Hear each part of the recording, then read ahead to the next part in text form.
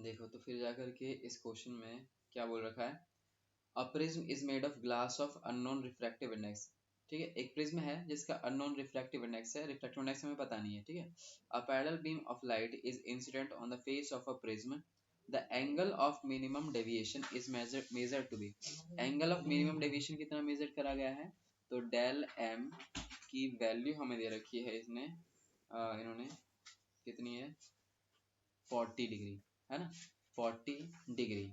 What is the refractive index of the material of the prism, क्या बोल रहा है कि रिफ्रैक्टिव इंडेक्स यानी प्रिज्म का वो क्या होगा, म्यू की वैल्यू क्या होगी। प्रिज्म के लिए है तो यहाँ पे मैं म्यू पी लिख लेता हूँ। ठीक है, तो हमें म्यू पी की वैल्यू बतानी है, यानी रिफ्रैक्टिव इंडेक्स उसका बताना है।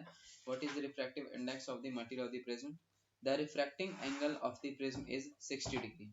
प्रिज्म का रिफ्रैक्टिंग एंगल मतलब हमें एंगल ए गिवन है, एंगल ए कितना यहाँ पर 60 डिग्री दे रखा है। ठीक है, if the prism is placed in water. अच्छा, अब यहाँ पर पहले यहाँ तक हम काम कर लेते हैं कि म्यू निकाल लेते हैं। अब म्यू कैसे फाइंड करोगे,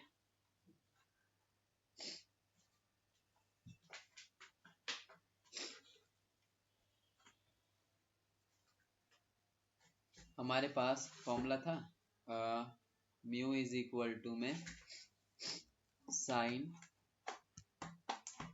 साइन फिर क्या था इसमें डेल एम प्लस में एंगल ए और अपॉन में क्या था 2, फिर नीचे क्या था sine sine angle A upon में 2। में 2। ठीक है, देखो हमें डेल एम की वैल्यू पता है, एंगल ए भी पता है, बस इसमें वैल्यू पुट कर दो। ठीक है, तो ये आ जाएगा mu is equal to sine del M कितना है हमारा 40, तो 40 प्लस में एंगल ए कितना है हमारे पास 60, तो ये आ गया हमको 60 अपॉन में 2, अपॉन में यहाँ पे क्या रखेंगे हम साइन 60 अपॉन में 2। ठीक है, एंगल है हमारे पास 60 दे रखा है ना, इसे काटेंगे तो इसे काटा हमने कितना आ जाएगा 30 आ जाएगा, और 60 प्लस 40 कितना हो जाएगा, 60 प्लस 40 हो जाएगा 100, 100 डिवाइड में 2 आ जाएगा 50, तो ये कितना आ जाएगा, ये आ जाएगा साइन 50 अपॉन में साइन 30। ठीक है, तो साइन 30 पे तो वैल्यू पता है हमें, साइन 30 पे वैल्यू क्या है हमारे पास 1/2, 1/2 होता है, या 0 पॉइंट हम बोल सकते हैं 5, है ना, 1/2 मतलब 0.5। साइन 50 की वैल्यू तुम्हें गिवन होगी, अगर इसमें पेपर में आता है ऐसा क्वेश्चन, क्योंकि साइन 50 जनरली पता है तो इसलिए वो न्यूमेरिकल में तुम्हें गिवन रहेगा, या तुम कैलकुलेटर की हेल्प से इसको फाइंड कर सकते हो। तो जो हमारे पास साइन 50 होता है वो होता है 0.766, 0.766, तो ये ध्यान रखना, यहाँ पर मैं साइड में लिख देता हूँ, यहाँ पे साइन 50। जो ऐसे वैल्यूज रहेंगी वो जनरली या तो गिवन रहती है, ठीक है, यहाँ पर। ठीक है, तो साइन 50 की वैल्यू ये होती है 0.766, साइन 30 पता है 0.5। अब इसको डिवाइड करके हम निकाल सकते हैं यहाँ पर म्यू की वैल्यू, तो 0.766 डिवाइडेड बाय 0.5, ये कितना आ जाएगा, ये आ जाएगा हमारे पास म्यू इज इक्वल टू 1.532। ठीक है, तो ये म्यू की वैल्यू आ गई। ठीक है, ये हमने क्या फाइंड कर लिया, यहाँ पर म्यू फाइंड कर लिया। अब उसके बाद क्वेश्चन में क्या बोला है, समझ आ गया यहाँ तक, कोई दिक्कत तो नहीं।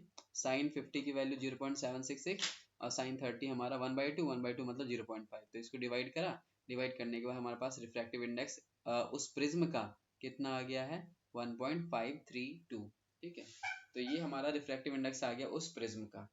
अब उसके बाद इसने एक और क्वेश्चन इसी में पूछ रखा है, if the prism is placed in water, हमने प्रिज्म को अब उठाया और उसको पानी के अंदर डाल दिया। ठीक है, और पानी का रिफ्रैक्टिव इंडेक्स हमें दे दिया उसने। ठीक है, रिफ्रैक्टिव इंडेक्स ऑफ वाटर वो कितना है 1.33, ये दे रखा है। Predict the new angle of minimum deviation, क्या बोल रहा है वह कि नया जो मिनिमम एंगल ऑफ डेविएशन है वो क्या होगा। ठीक है, वो हमें बताना है। ओके, तो यहाँ पर अब हम डेल एम फाइंड करेंगे, कैसे फाइंड कर सकते हैं, तो देखो फिर से हम क्या करेंगे, यहाँ पर म्यू का फॉर्मूला यूज करेंगे। ठीक है, म्यू इज इक्वल टू क्या था, mu is equal to the sine del M plus में एंगल ए अपॉन में 2 साइन एंगल ए अपॉन 2।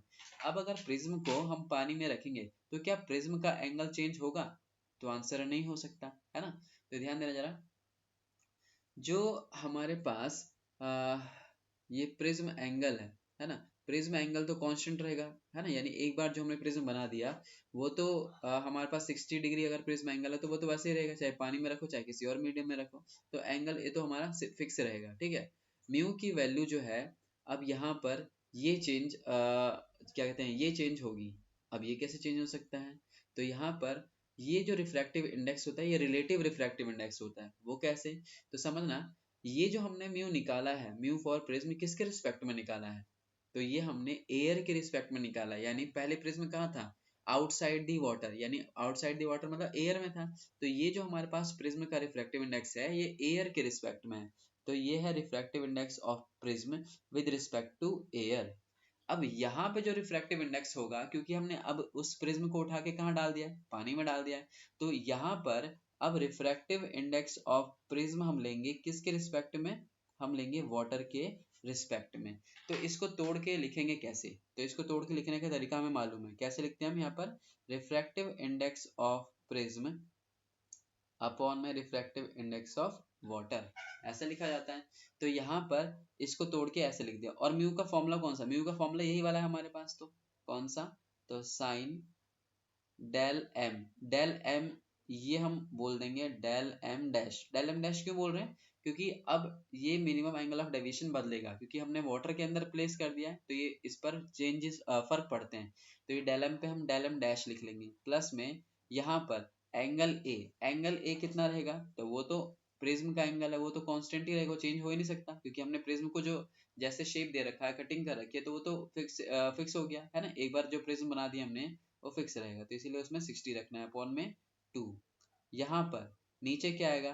तो नीचे आएगा sign angle A by 2, angle A कितना है? 60, तो 60 बाई 2 यानी कि 30 डिग्री, तो मैं डायरेक्ट 30 डिग्री लिख लेता हूँ। अब यहाँ पर रिफ्रैक्टिव इंडेक्स ऑफ प्रिज्म कितना है? रिफ्रैक्टिव इंडेक्स ऑफ प्रिज्म तो हम निकाल चुके हैं 1.532, तो इस म्यू पी की जगह पे क्या रख लोगे? 1.532। और नीचे क्या है? Refractive index of water, water का रिफ्रैक्टिव इंडेक्स कितना है? तो वाटर का रिफ्रैक्टिव इंडेक्स है 1.33, तो ये आ जाएगा यहाँ पे 1.33। ये पॉइंट समझ आया क्या? ये वाला क्लियर है? म्यू इज इक्वल टू हमारे यही वाला फॉर्मूला है, लेकिन इसमें हमने mu of P with respect to water लिखा है, क्योंकि वाटर में प्लेस कर दिया गया, पहले वो बाहर था, तो यहाँ पे refractive index of prism with respect to air था, समझ रहे हो? तो उसके रिस्पेक्ट में लिया था हमने, अब ये वाटर के रिस्पेक्ट में लेंगे, तो यहाँ पे आ जाएगा refractive index of prism upon refractive index of यहाँ पे वाटर। अगर यहाँ पे इसको तोड़ते ना तो कैसे लिखते हम? Refractive index of prism upon में रिफ्रैक्टिव इंडेक्स ऑफ एयर, और रिफ्रैक्टिव इंडेक्स ऑफ एयर कितना होता है? 1, तो इसीलिए mu P is equal to mu P upon में 1 इज इक्वल टू वही आता है। तो यहाँ पर ये चीज चेंज है, ये इंपॉर्टेंट चीज समझने वाली बात है। यहाँ पे समझ आ गया ये पॉइंट? हाँ भैया।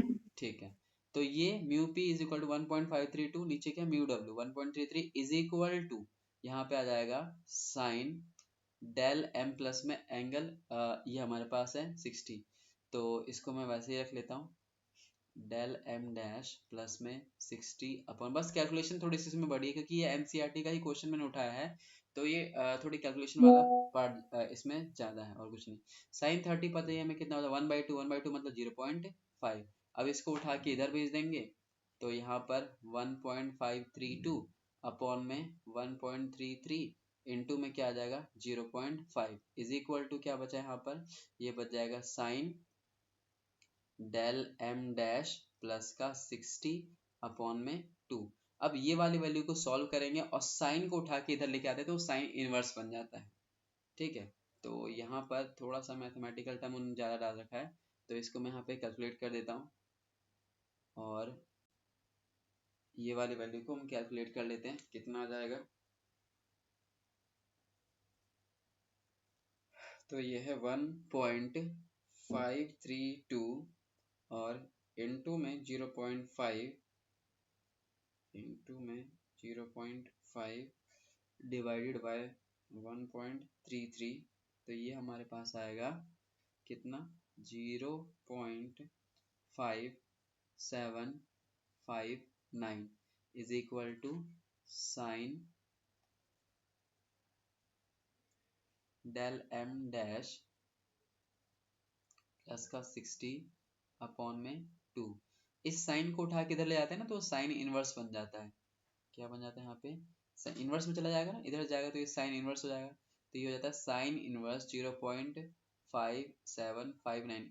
अब देखो ये भी वैल्यूज तुम्हें यहाँ पर ये क्या कहते हैं 0.57। हालांकि अगर तुम 0.5 लोगे सिर्फ, है ना, तो 0.5 मतलब 1/2, 1/2 कितने पे आता है, वो आता है हमारे पास 30 पे, तो वहां से पता कर सकते हो। लेकिन इसकी एग्जैक्ट वैल्यू अगर तुम्हें निकालना है तो कैलकुलेटर से निकाल सकते हो या पेपर में डाटा ये गिवन जरूर होगा। तो यहाँ पर इस पूरे की वैल्यू जो हमारे पास आएगी वो मैं यहाँ पे लिख देता हूँ, कैलकुलेटर की हेल्प से निकाल सकते हैं इसको, या अप्रोक्स अगर लोगे ना तो 0.5 याद होगा, 0.5 हम 1/2 को ही लिख रहे थे, और 1/2 साइन पे कितने पे आता है, वो आता है 30 पे, तो ये पूरी वैल्यू जो है वो 30 के आसपास आती है। तो यहाँ पे डेल एम अपॉन में 60 अपॉन में ये पूरे की वैल्यू मैं यहाँ पे कैलकुलेटर से अगर फाइंड करता हूँ तो कितना आएगा, साइन इनवर्स क्या है 0.5759, तो 35.16 is equal to del M dash plus में 60 अपॉन में 2। अब क्या करेंगे, 2 से मल्टीप्लाई कर दो, 60 को माइनस भेज दो, और आ गया हमारे पास डेल एम की वैल्यू। तो इसको मैं यहाँ पे कैलकुलेट कर लेता हूँ, इनटू में ये रहा 35.16 इंटू 2 इंटू 2 और माइनस में 60। तो फाइनली जो हमारे पास डेल एम डैश आएगा वो आएगा 10.32। तो ये फाइनल आंसर आ गया हमारे पास। तो कैलकुलेशन इसमें बस थोड़ा सा वैसा था, है ना, कॉम्प्लेक्स वाला। हालांकि ये ऐसी वैल्यू जो है ना तुम्हारे पास, जैसे साइन इनवर्स हो गया या साइन 50 की वैल्यू हो गई, ये जरूर तुम्हें गिवन रहेगी पेपर में, ठीक है। तो ये हमें गिवन रहेगा तो हम इसको ऐसे कैलकुलेट कर सकते हैं। समझ आए यहाँ पे कैलकुलेशन ये? हाँ भैया। ठीक है, तो इसको यहाँ पे नोट कर लो। हो गया। हो गया।